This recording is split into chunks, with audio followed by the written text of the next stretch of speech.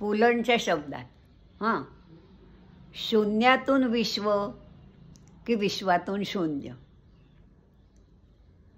2 room किचनचा एखादा flat, 2-4 एकरचं form house, एखादी 4 चाकी गाडी आणि भौतिक वस्तूंचं प्रदर्शन मांडता आलं की आपण म्हणतो अमक्या तमक्यानं शून्यातून विश्व निर्माण केलं.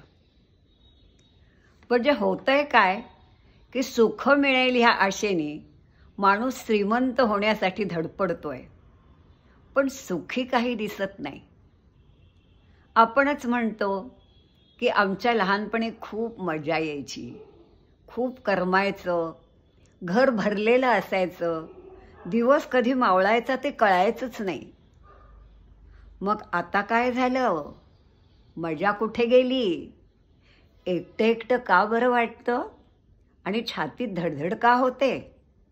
कशामुळे करमत नाही? कारण विश्व निर्माण करण्याची व्याख्या कुठेतरी चुकतीये. विश्व निर्माण करणं म्हणजे नातीगोती जपणं, छंद जोपासणं, पाहुणे होऊन जाणं, पाहुण्यांचं स्वागत करणं, खूप गप्पा मारणं, घराच्या उंबरठ्यात चपलांचा ढीग दिसणं आणि खळखळून हसणं आणि काळजातलं दुःख सांगून मोकळेपणानं रडणं. या गोष्टी आपण प्राप्त करू शकलो तर शून्यातून विश्व निर्माण केलं असं म्हणावं. तुम्हीच सांगा, आपल्या आयुष्यात या सर्व गोष्टींची वाढ झाली आहे की घट झाली आहे? तुमचं खरं दुःख तुम्ही मोकळेपणाने कुणाला सांगू शकता का? असे किती मित्र, शेजारी, नातेवाईक आपण निर्माण करू शकलो? खूपच कमी, किंबहुना नाहीच.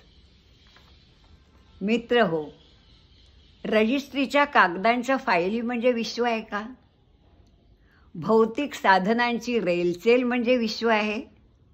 नाही नाही. लॉकरमध्ये ठेवलेले हिरे मोत्यांचे दागिने म्हणजे विश्व आहे का? नाही. हे समजून घ्यावं लागेल.